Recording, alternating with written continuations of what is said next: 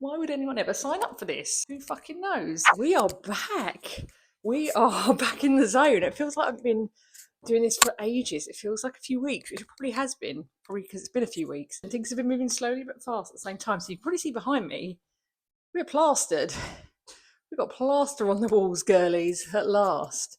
So a hallway actually is plastered, has walls, it's enclosed, it's no longer showing us the ceiling above or whatnot. We are plastered in the game. Last time I spoke to you, I think plasters were just coming around to quote and have a look, I think.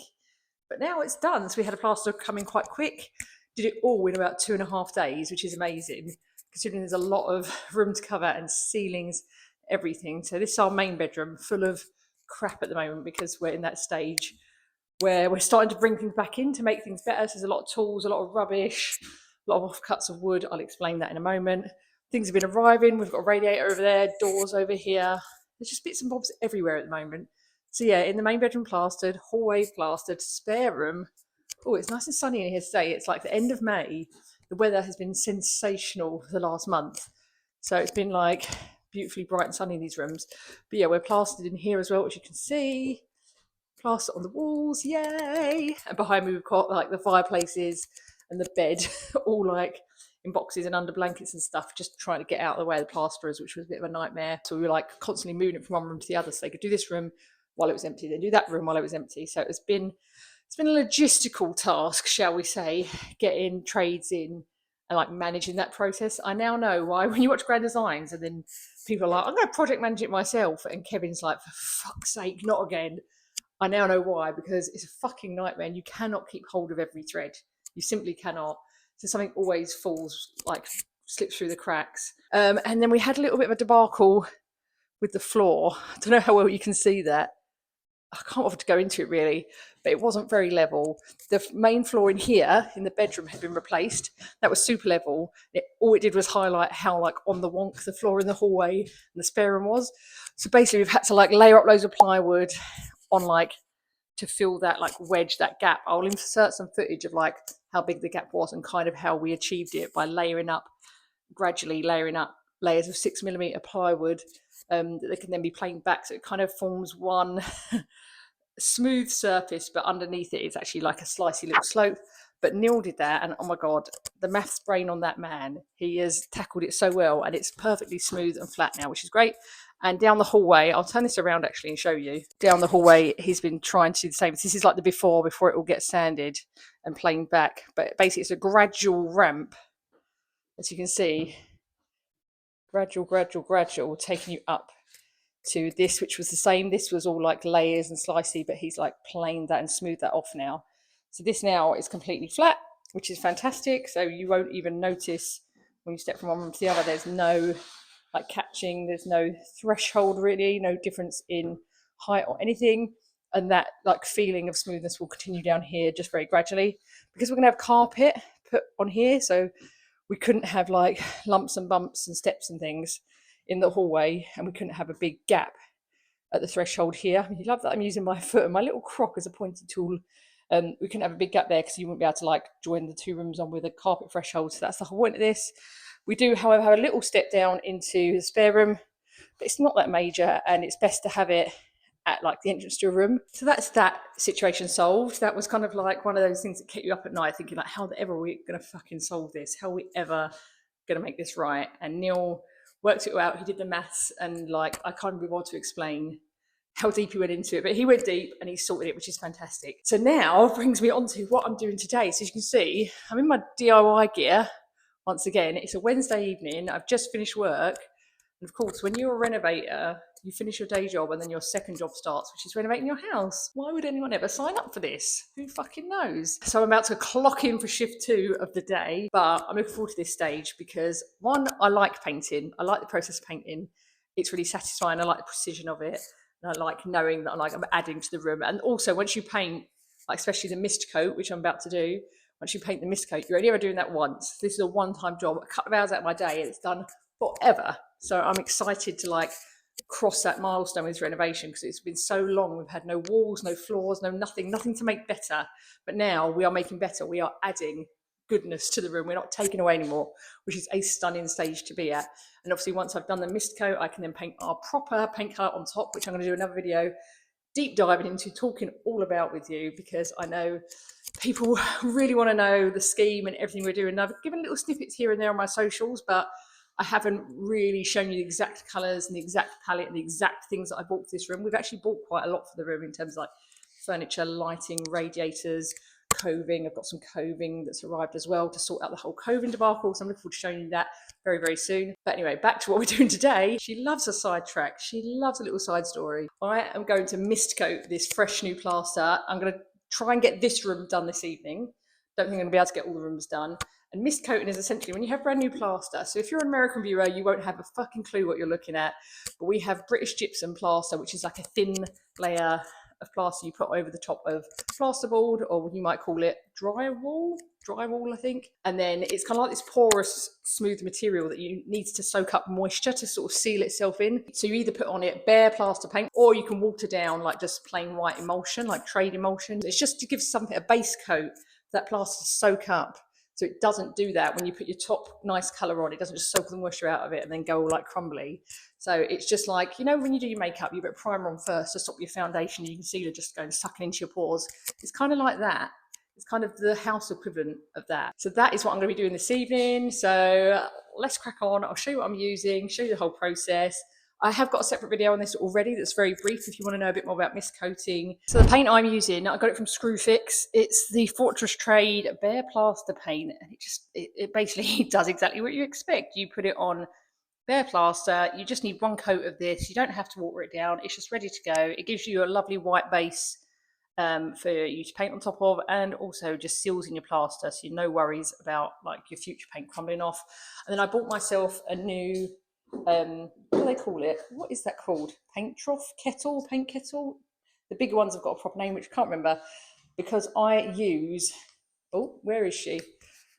I use big rollers. So I use a 12-inch roller rather than a small little handheld roller, and I use these 12-inch roller cages as well. That gets you bigger coverage, maximum coverage as you go, rather than using one little those hand rollers, which I'm not a fan of. And then for cutting in on big rooms like this, I'll use like a 100mm brush just to get in those corners, like not necessarily there, but you know, up in the ceiling, because then you can roll up to a big stripe of paint. Then I've just got a little small wooden brush, just an old one, nothing fancy, for any slightly tighter corners like this where I need a bit more detail and concentration. But yeah, nothing, no pro kit, nothing too fancy. It's all kind of Screwfix stuff, and as you can see, very well used, very old. They've been through a lot of me, these roller cages, but you don't need to throw them away and replace them every time. In the same way, you don't need to throw away and replace your roller sleeves every time. Clean these up. I put mine in the washing machine. I rinse them thoroughly first, obviously. Rinse them in the sink for a minute or two. Then I put them in the washing machine, put a washing tablet on, put them on like a 30-minute cycle. And look how clean they come out. This one has been used so many times. It looks almost brand new. Anyway, let's get pouring. Let's get this paint out. Let's crack on with the job.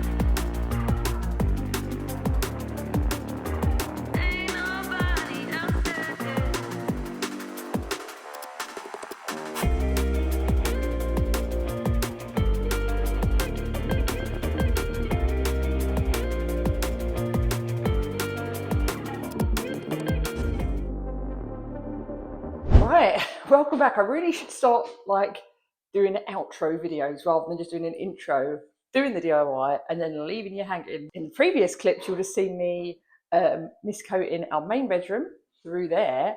And then today I'm continuing the mist coating in our spare bedroom. I actually really enjoyed the other day. This is a part of renovating that I actually like. I like painting, even though it looks like boring work. It's so satisfying to know that like it's a 1 day job, like a couple of hours job. There's no like homework to pick up after it. Once you've done it, done.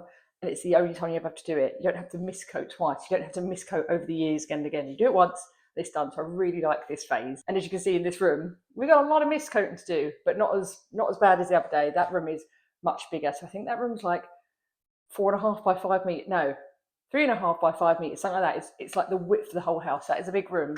This one's much smaller. It's like 3 by 3. It's slightly more square. Probably tell by the space around me that it's just not as big. So this should take me a lot less time. So I'm using the same kit today. I'm using the same roller, the same paint, everything, all my painting favourites. I've used them again and again over the years. Super cheap. Doesn't have to be expensive, fancy, professional stuff to get a good mist coat on, which I love. And I love using bare plaster paint because it's just all in one. You don't have to water anything down. You don't have to measure anything.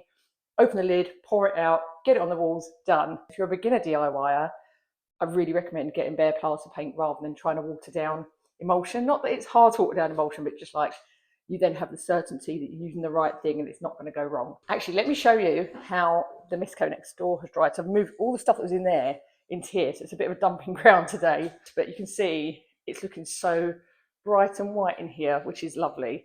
Just having the mist coat on the walls makes such a difference. It feels like a room again. It means we're ready to put paint on, but there's other things to do before that. So that'll be coming up in the next vlog. But yeah, you can see it's starting to take shape. The fireplace, I've lent it up against there. How good is that going to look when it's all painted and it's all like decorated and done, and there's a little plant pot on there? It's going to look so gorgeous.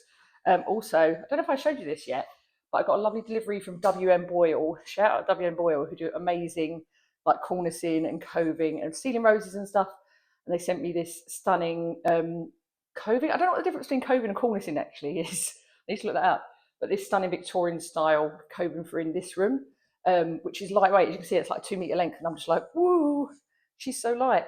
But that's going to go up all in this room, so I'm really excited for that. So thank you, W and Boyle. But for today, let's go back into the spare room and let's get our mist coat on. Let's get this lovely smooth plaster coated, sealed in, soaked up, so this room can be painted as well. Starting with the cutting in, then the ceiling, then the walls, and hopefully we should be done. I'm going to time myself, see how long it takes me. I'm gonna predict 2 hours to the dot, on the dot. I'm gonna predict 2 hours exactly. So let's see how we go on.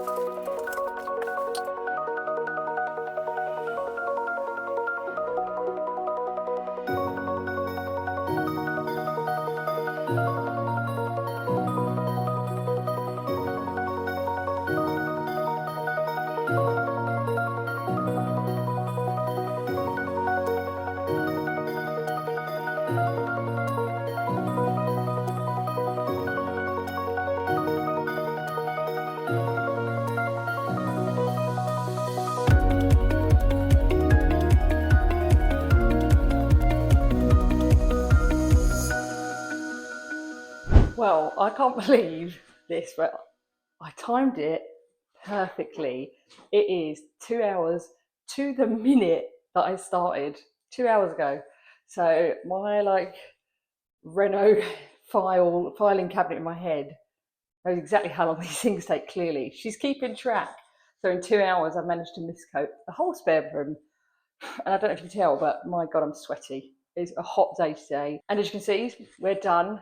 Patchy as hell. I don't know what was going on in, especially this wall that I finished on. I think it was like just there to test me when I had like one nerve hanging on by a thread. But I would literally like load up the roller, get it onto the wall, do one like roll, and then it would like be clump, gone, soaked up, dip again, bitch. You're not going to have it easy this time. Honestly, that was so hard. That probably took me like more time than doing all these 3 walls. But anyway, we are done. The ceiling's done. All the walls are done.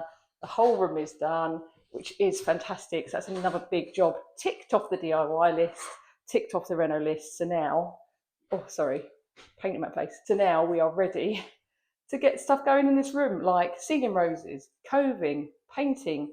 The fireplace, you can see, is still under this blanket. It's really dusty. It needs a bit clean. She's dusty, but I kept her covered the whole time. Obviously, I didn't want to like splat paint on it because it doesn't need like restoring. It just needs a wash. And I kept having to like shunt it around the room as I was painting because it's really heavy, and that is one of the few things that was in this room that I could not carry next door. That and like the base of our new bed, too heavy for a 1-person job. So I had to like move them around the room as I was going, as I'm sure you saw. But it's fine. We survived. No painting it. Happy days. Anyway, I think it's time for me to go and have a shower, get clean up this mess. Even though I wear gloves, I'm wearing gloves to like keep the nails clean. I still managed to get it on my hands.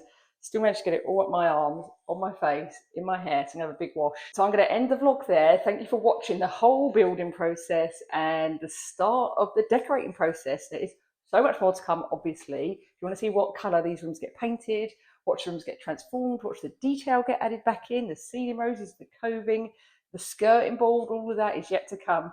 So please follow along our big bedroom renovation journey. It's gonna be a long, old ride. So strap in, and you can see the whole rest of the journey here on YouTube. Of course, you can follow me on Instagram and TikTok at Sharn's House, where I share even more of the renovation journey in cute little videos, pickies, everything you need, and of course the full length unfiltered experience right here on YouTube. So please do follow along, subscribe, you know you want to, and I'll see you very soon for the next stage of this mess. See you later.